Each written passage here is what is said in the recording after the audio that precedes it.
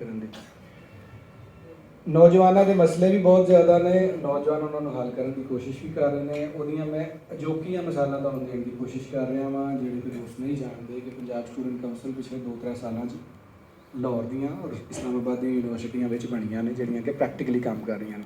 Social media influencer ਜਿਹੜੇ ਨੇ ਉਹ ਬਹੁਤ ਜ਼ਿਆਦਾ ਪੰਜਾਬੀ ਦੇ ਵਿੱਚ ਆਏ, ਔਰ ਇਹ ਉਹ ਇਨਫਲੂਐਂਸਰ ਨੇ ਜਿਹੜੇ ਕਿਸੇ ਗੀਤ ਉੱਤੇ ਨੱਚ ਕੇ ਠੁਮਕਾ ਮਾਰ ਕੇ ਨਹੀਂ ਵਿਖਾ ਰਹੇ, ਉਹ ਬੋਲੀ ਦੀ ਗੱਲ ਕਰਦੇ ਨੇ, ਉਹ ਸੱਭਿਆਚਾਰ ਦੀ ਗੱਲ ਕਰਦੇ ਨੇ, ਸਾਹਿਤ ਦੀ ਗੱਲ ਕਰ ਰਹੇ ਨੇ। ਸੋ ਸੱਭਿਆਚਾਰ ਬੋਲੀ ਤੇ ਗੱਲ ਉਦੋਂ ਹੁੰਦੀ ਹੈ ਜਦੋਂ ਤੁਸੀਂ ਕਿਤਾਬ ਪੜ੍ਹਦੇ ਹੋ ਜਾਂ ਆਪਣੀ ਧਰਤੀ ਨਾਲ ਜੁੜਦੇ ਹੋ ਜਾਂ ਹਿਸਟਰੀ ਨੂੰ ਜਾਣਦੇ ਹੋ। ਇਹਦਾ ਮਤਲਬ ਹੈ ਕਿ ਨੌਜਵਾਨ ਉਹ ਪੜ੍ਹ ਵੀ ਰਹੇ ਨੇ, ਤਾਂ ਹੀ ਕੁਝ ਬੋਲ ਵੀ ਸਕ ਰਹੇ ਨੇ ਸੋਸ਼ਲ ਮੀਡੀਆ 'ਤੇ, ਅਦਰਵਾਈਜ਼ ਉਹ ਬੋਲ ਵੀ ਨਹੀਂ ਸਕਦੇ।